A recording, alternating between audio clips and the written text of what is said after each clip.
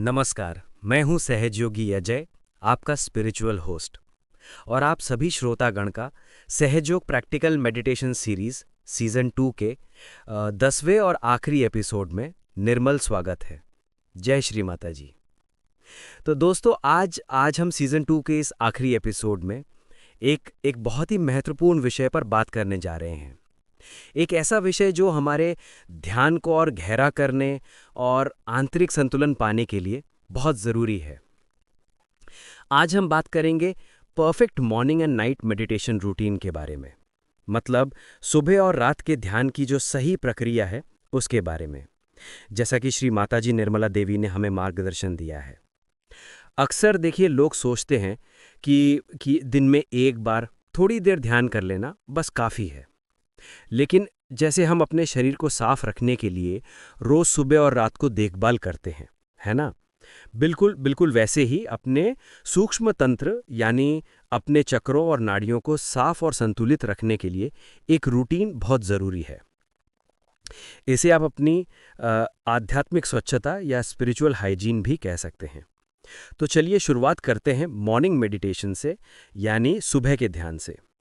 देखिए, श्री माता जी ने हमेशा सुबह जल्दी उठने के महत्व पर जोर दिया है, खासकर सूर्योदय से पहले। इस समय को अमृत वेला कहते हैं।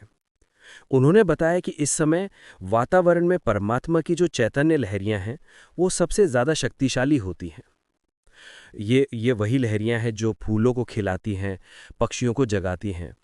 और जब हम इस समय उठकर ध्यान करते हैं तो हमारा सूक्ष्म शरीर उन लहरियों को बहुत आसानी से ग्रहण कर पाता है और पोषित होता है। तो सुबह उठकर स्नान करके एक साफ और शांत जगह पर बैठ जाएं, हो सके तो श्री माता जी की फोटो के सामने। श्री माता जी ये भी कहती हैं कि सुबह ज़्यादा बातचीत ना करें, शांत रहें, ताकि आपका ध्यान बाहर की दुनिया में जाने के बजाय भीतर की ओर केंद्रित हो सके। सुबह के ध्यान का जो मुख्य उद्देश्य है वो है निर्विचारता, यानी थॉटलेस अवेयरनेस की स्थिति को प्राप्त करना। जब तक विचार चल रहे हैं तब तक सही मायनों में ध्यान शुरू नहीं होता। विचारों के पार जाने पर ही हम उस दिव्य शक्ति से जुड़ पाते हैं। तो सबसे पहला कदम है विचारों को शांत करना। इसके लिए अपनी आंखें खुली रखें और श्री माता जी की फोटो को देखें। उनके बिंदी पर ध्यान केंद्रित कर सकते हैं। अपने आज्ञा चक्र पर, मतलब माथे के बीच में ध्यान देकर मन ही मन कहें, मैं सबको क्षमा करता हूँ। ये एक मास्टर की है। जैसे ही हम सच्चे हृदय से क्षमा करते हैं, हमारा आज्ञा चक्र खुलने लगता है और विचारों की गति धीमी पड़ जाती है। आप श्री गणेश का मंत्र भी ले सकते हैं, क्योंकि वो आज्ञा चक्र के देवता हैं। जब विचार शांत हो जाएं और आप निर्विचार स्थिति में आ जाए, तब असली ध्यान शुरू होता है।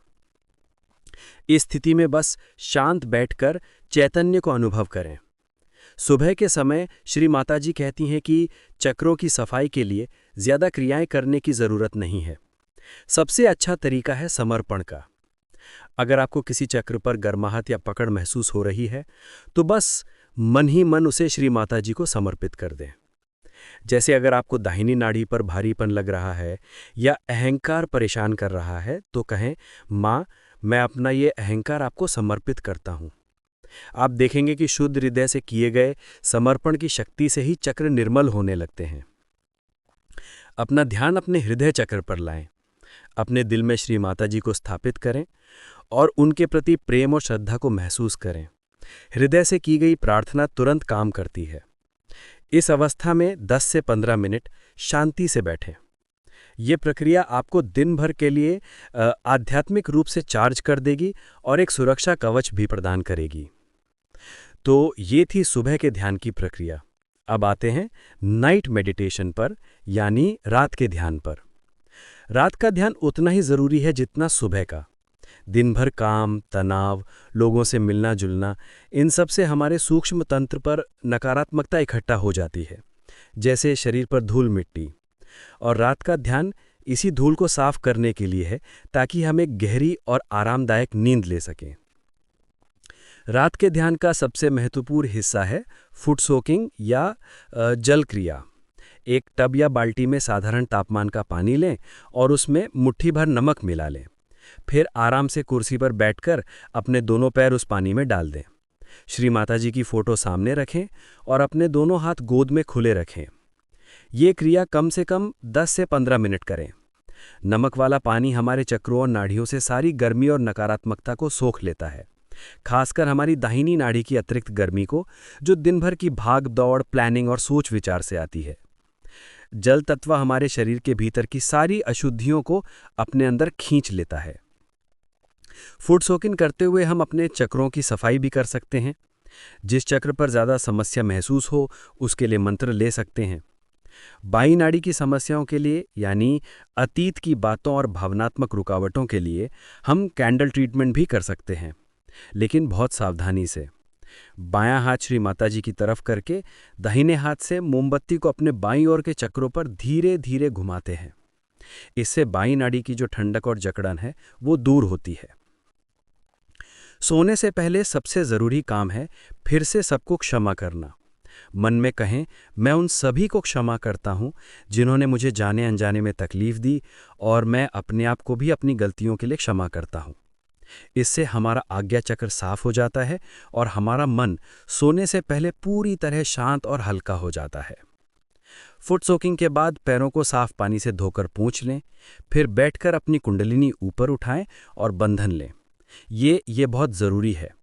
बंधन लेने से हम रात भर नकारात्मक शक्तियों से सुरक्षित रहते हैं और चैतन्य हमारे सूक्ष्म तंत्र पर बेहतर तरीके से काम कर पाता है। तो दोस्तों, ये जो मॉर्निंग और नाइट मेडिटेशन रूटीन है, ये हमारे आंतरिक संतुलन के लिए एक आधारशिला है।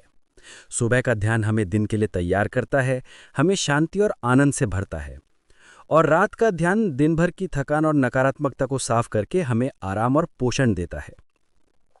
इस रूटीन को नियमित रूप से अपनाने से आप देखेंगे कि आपका ध्यान गहरा होता जाएगा और आप हमेशा एक संतुलित और आनंदमयी अवस्था में रहेंगे।